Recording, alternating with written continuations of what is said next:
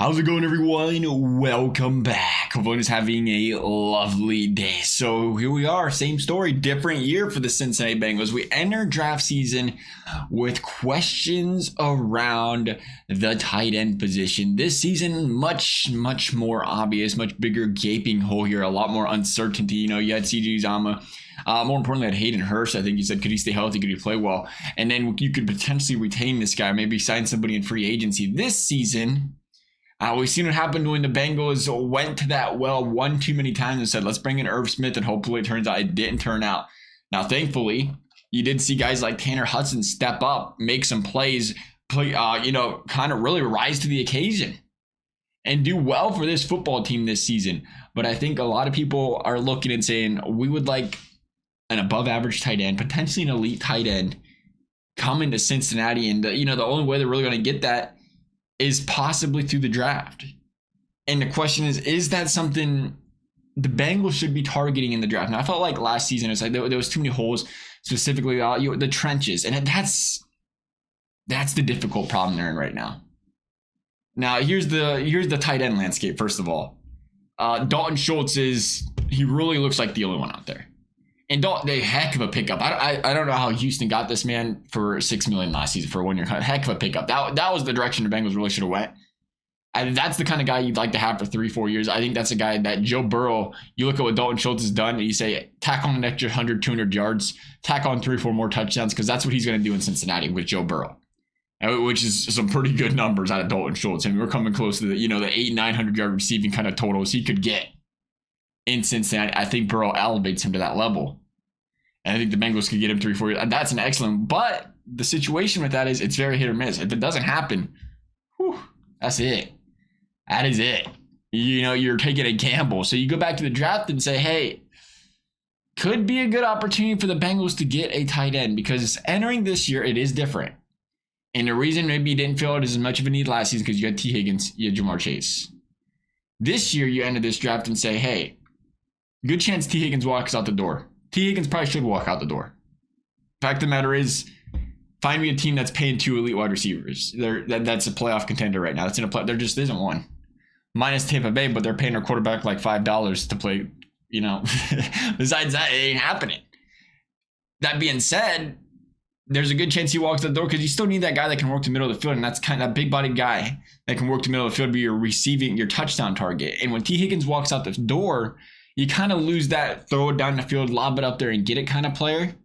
And you lose that, touchdown threat as well in the red zone. And that's not a shot at Jamar Chase. Jamar Chase is a heck of a player, and he adds a huge dynamic to this offense. But, kind of think of like Tyreek Hill. He's got the explosiveness and that sort of ability to go up there and get the football and, make big plays. He's not Tyreek Hill size. But, Tyreek's an excellent example. That guy just tore the freaking tops off of defenses for the last how many years now. But he's just not that big physical guy that's going to, go up there, throw him that 50-50 ball at the 1 yard line and say, go up there and get it. That AJ Green, that lanky style of receiver. The Bengals will be lacking that lanky style of receiver, or that big bodied kind of guy that can kind of just bully his way around players and get open. If T. Higgins walks that door, that's when you say, okay, it's really important. Right now, you can get away with it, but it is important to develop a tight end, a physical tight end that can kind of give you that sort of ability in the red zone. I think that's important for the Bengals. And I think you look and say, hey, everywhere else, and this is why the tight end debate's such a big one. I think in general, you have to really look and say, hey, we do a lot of comparing to other teams. Fact of the matter is, what works for one team doesn't work for another. The Bengals, it's pretty clear, because when Hayden Hurst was really good, CJ Uzomah's put up numbers, they still he wasn't this dynamic part of the offense. They did a lot of bootlegs, they had a lot of quick screens, they had a lot of late outlets. There wasn't, a couple seam passes here and there, but it wasn't this complex tight end system that they've ever had. And there's teams like that. It reminds me of like the Green Bay Packers when Aaron Rodgers was there. They just didn't use the tight end. You could bring in anybody. They wasn't going to tear it up. They was going to give you average numbers, maybe 400 or 500 yards, but it didn't matter. You could have brought Gronk in there. He would have done 400 or 500 yards with Rodgers, because that was just the way their offense was set up. It was Randall Cobb in a slot. You had, Jordy Nelson, you had Devontae on the out wide, kind of like the Bengals do now. T. Higgins, Jamar, Tyler Boyd in the slot. That was just the way that system was ran. And if that's the system the Bengals want to run, we don't know for sure. But if that's the system the Bengals want to run, it wouldn't be wise to go out there and invest heavily in a tight end because they're just not going to get the most out of him, which is why I go back and say, hey, really, I think the sweet spot here is your second, third round, or a guy like Dalton Schultz if you can get the guy on the low, because if you let that T. Higgins contract go, I mean, you can afford to pay this guy $8-10 million a year and feel pretty confident about it, saying he's going to give us the production we want. But going back to, what works for some and what doesn't work for others is, hey, look at Kansas City is a good example. They had Tyreek, they had Travis. They didn't need both of them. They did. Was it tough to stop them? But they didn't need both of them. Won a Super Bowl. They won with Travis because he was such an elite wide receiver. You're tight end. You're not going to get a tight end. You're not going to get it. You can't ever bank on a Travis Kelce out of the draft. That's what's so important here. Or a Gronkowski out of the draft, where you've seen the Patriots do it with Gronkowski and Edelman, where Edelman's a great receiver. He's just not. He's not your Jamar Chase. He's not your T. Higgins. He's an excellent guy in the slot that can work the field in that direction. And they won a lot of games with that combination. I think the winning combination is you get an elite wide receiver or an elite tight end, and then you complement that with an above average wide receiver or an above average tight end. So the Bengals, I think a perfect combination for them is Jamar Chase, Dalton Schultz. And then you surround them with a good number two. I want to say like a prime Tyler Boyd number two, where he's not going to break the bank, which T. Higgins could do in a great season, but he's going to give you good production, or, maybe a Marvin Jones or Mohamed Sanu kind of guys, good compliment, TJ Husham's out, good complement receivers. And that's plenty for Joe Burrow. And the reason this is so important to debate is because at the end of the day, we talk about this every year. Let's get Burrow more weapons. Let's get him more weapons. That ain't it. You need to put weapons out there that can be dynamic and cause problems for defenses, but just getting Burrow more weapons ain't it. Protecting him is it. Getting a defensive line that can stop the run game is it. 6 of the 8 teams left in playoffs have a top 16 run defense. 7 of 8 have a top 11 scoring defense.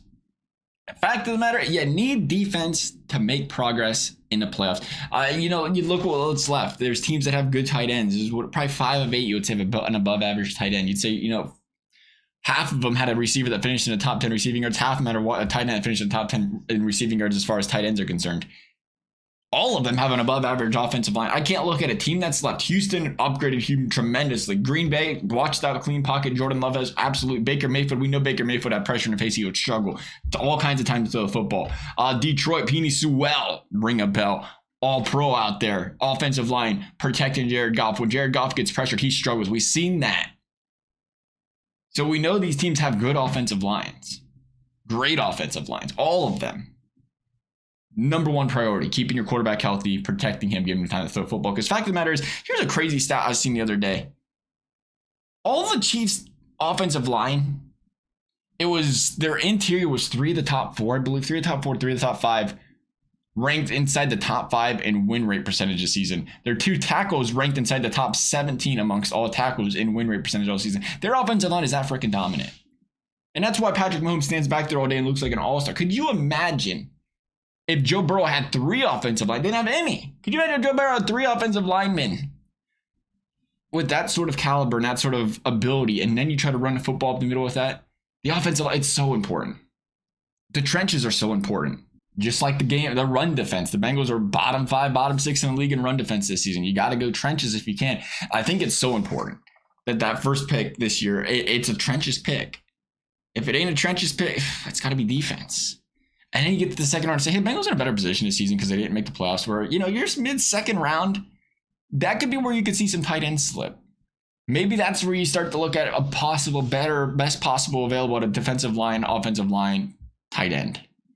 Or, what the Bengals have done great at is drafting wide receivers. If you don't believe in these guys that you have after Jamar Chase, maybe you do what you've done really well, which is draft a wide receiver in round 2. And then you say, okay, let's look line, tight end, third round, which again, a lot of good tight ends fall into that third round. Whole lot of them. But you want to see him go trenches, I think, so badly here. It's so difficult. I'm struggling with it because normally I'm anti-tight end, but I understand as well, it's like, not anti-tight end, but anti-drafting one high. But you understand as well, it's like it is important that you complement Jamar Chase and they just don't double cover him all day. And Burrow's got a target in the red zone and they have ways to scheme up somebody in the red zone. But it's also important to understand the Bengals were probably not going to go far in playoffs this season with this defense, with this run game. To think of how incredibly good Joe Burrow is. We just talked about it. Every single team left has a great offensive line. Joe Burrow went to the AFC Championship game, the Super Bowl, with a freaking backup offensive line out there. That's how good this guy is. Protect him. Play defense. Championships will come. Nonetheless, that's our thoughts. Love y'all's thoughts. Thank you for watching. We'll see you next time.